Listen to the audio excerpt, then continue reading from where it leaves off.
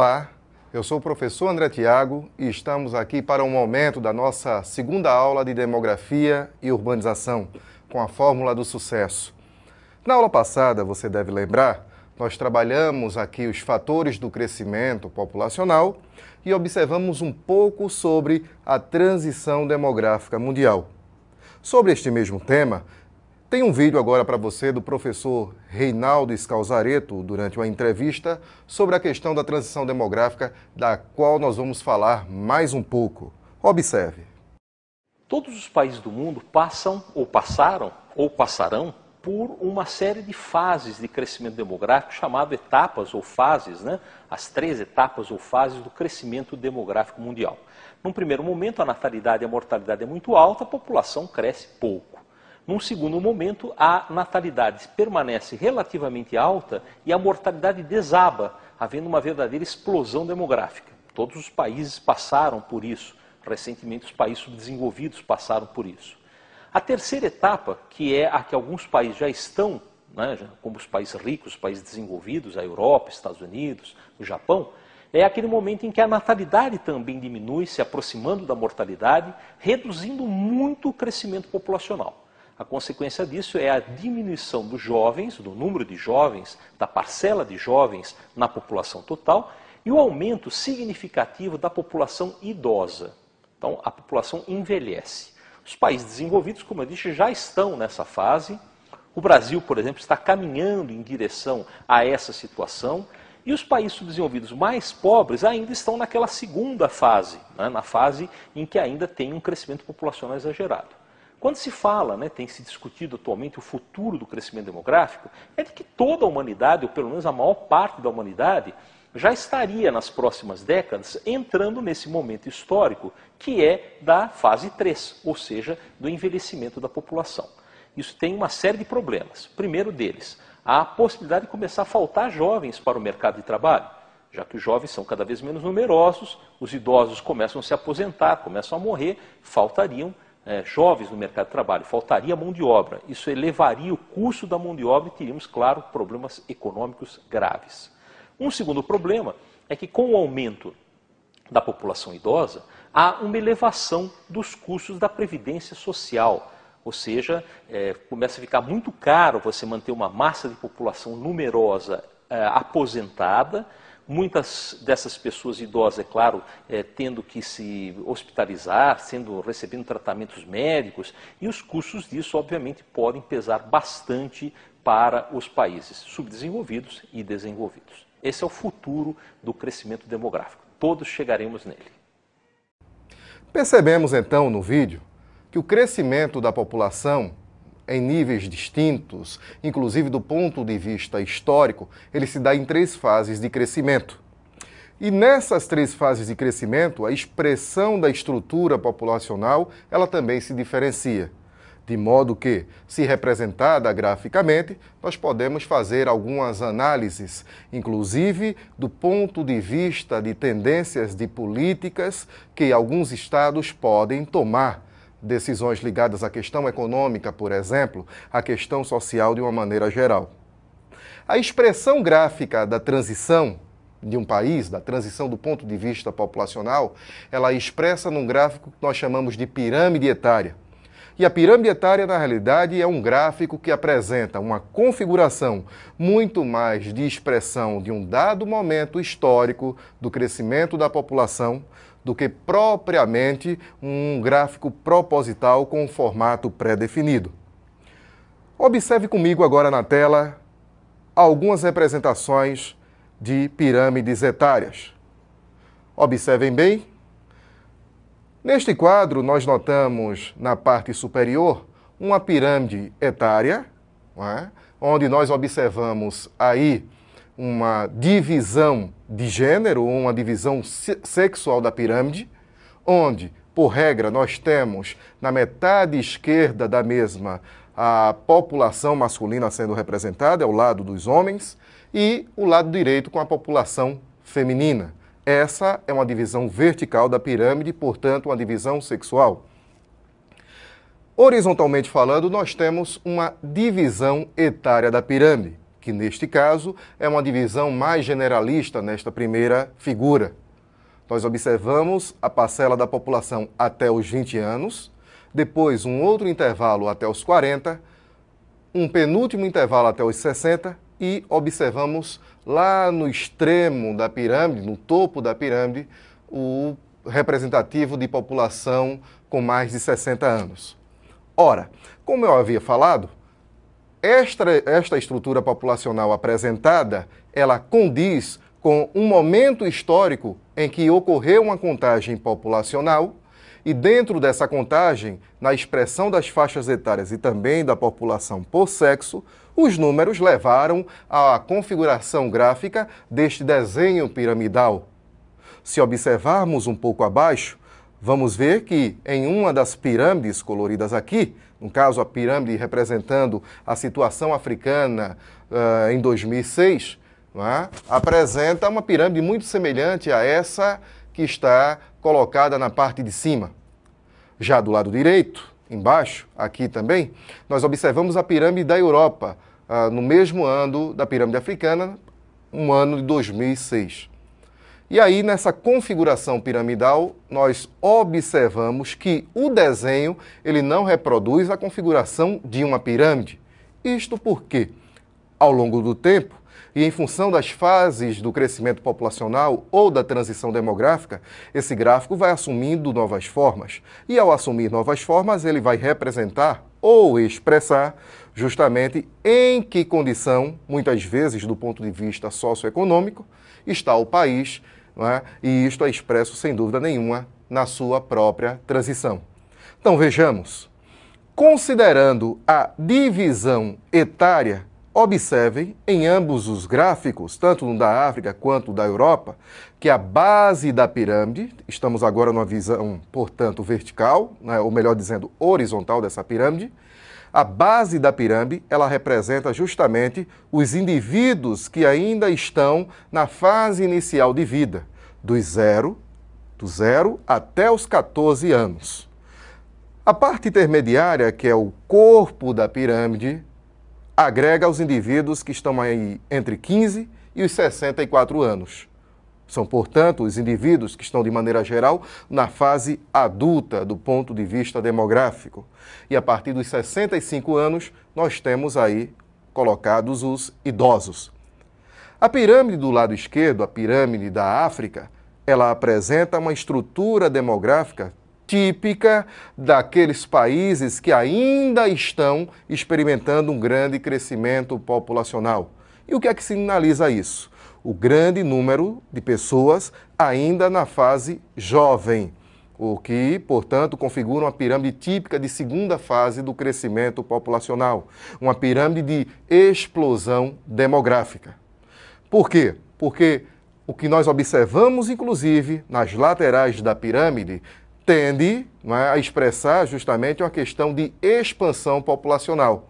E esta expansão reflete que quem é jovem hoje deverá chegar à fase adulta, e estes mesmos jovens que chegarão à fase adulta tendem a chegar também à fase idosa, à fase de senilidade. Embora seja um país que expresse, ou melhor dizendo, um continente que esteja expressando de maneira geral, o continente africano, uma alta taxa de natalidade e uma baixa expectativa de vida.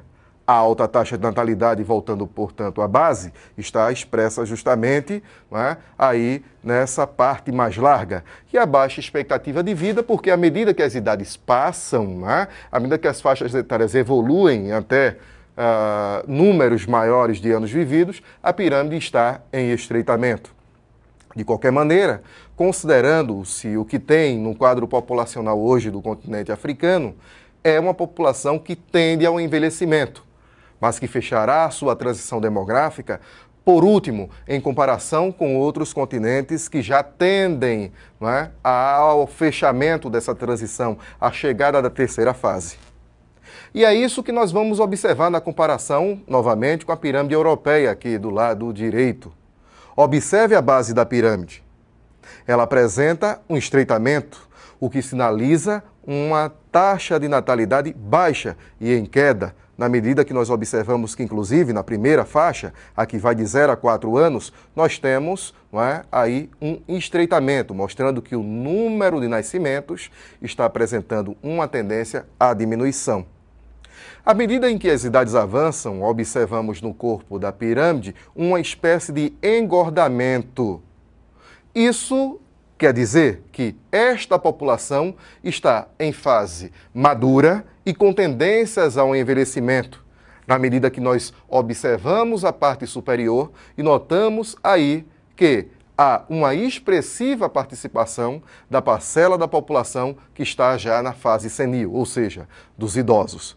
Portanto, nesta comparação, a pirâmide etária africana ela expressa uma situação típica de segunda fase, com taxa de natalidade alta e a mortalidade, apesar de alta, está em queda. Isso é expresso pela tendência, pela configuração que a pirâmide vem apresentando, de tendência dos jovens chegarem à fase adulta, e isso provavelmente vai fazer com que a pirâmide envelheça daí a algumas décadas, portanto levará algum tempo. Já a Europa não.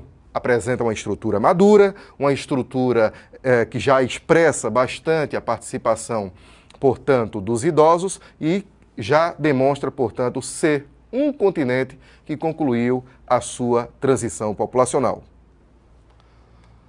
Bom, desse modo, nós podemos observar na comparação entre os continentes europeu e africano situações distintas do ponto de vista da evolução demográfica. Considerando o vídeo, inclusive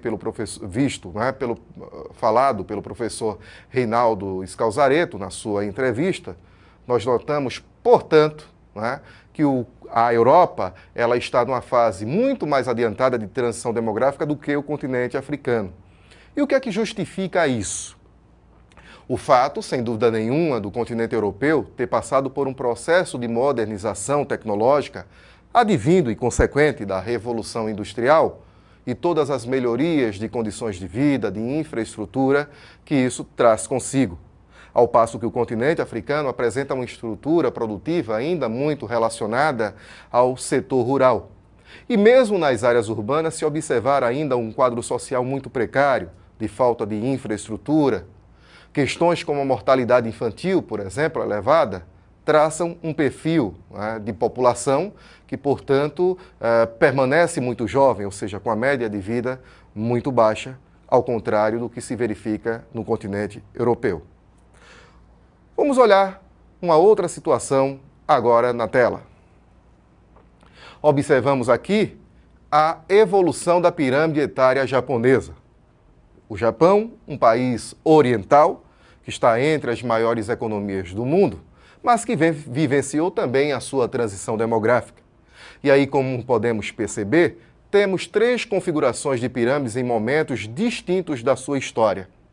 Uma pirâmide de meados do século XX, 1950, uma pirâmide do início do século XXI, 2004, e uma previsão para 2050. Analisando em partes, observamos na primeira pirâmide uma configuração típica de transição em segunda fase, ou seja, de crescimento populacional explosivo. Ou seja, nós temos aí uma participação significativa dos jovens e à medida que as idades avançam, a participação vai ficando cada vez mais diminuta, portanto, com uma demonstração de expectativa de vida ali relativamente baixa em comparação com o quadro atual da realidade japonesa. Observamos, portanto, que o Japão ele vivenciou, no pós-Segunda Guerra, um crescimento populacional significativo. E, claro, isso pode estar diretamente relacionado à sua participação na Segunda Guerra Mundial e à expectativa de reposição. Essa expectativa de reposição, ela tende a aumentar após catástrofes, sejam elas humanas ou naturais, as taxas de crescimento populacional.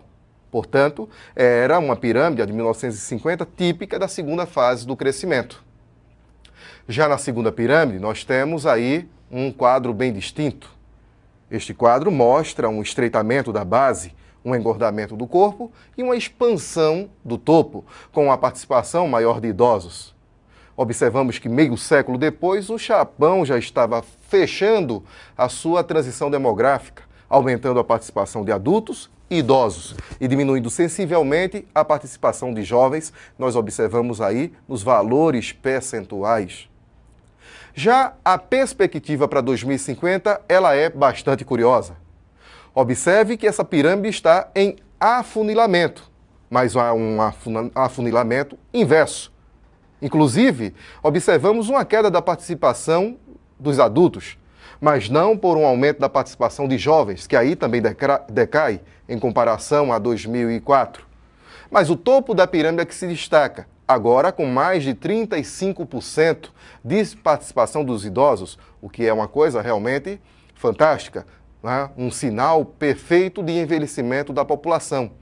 Uma tendência que os demógrafos chamam de pirâmide invertida, aquela que tende a apresentar um topo mais expressivo em matéria de agregar, não é, a parcela idosa da população do que, por exemplo, a base, que na segunda fase é a mais larga.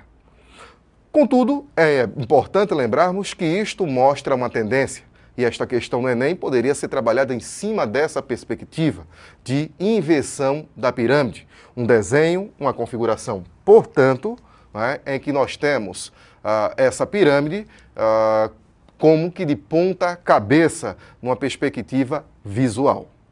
Ok? A situação da pirâmide japonesa para 2050 é semelhante a que alguns países europeus, por exemplo, apresentam. Algumas realidades como a da Suécia, por exemplo, países de populações envelhecidas, onde o crescimento populacional é reduzido, isto muito mais, não é, né? No caso da Suécia, países europeus, por conta de mudanças no comportamento geral da sociedade e, consequentemente, da estrutura familiar, do que propriamente por uma condição de imposição ou política oficial de controle populacional, não é, de controle de natalidade.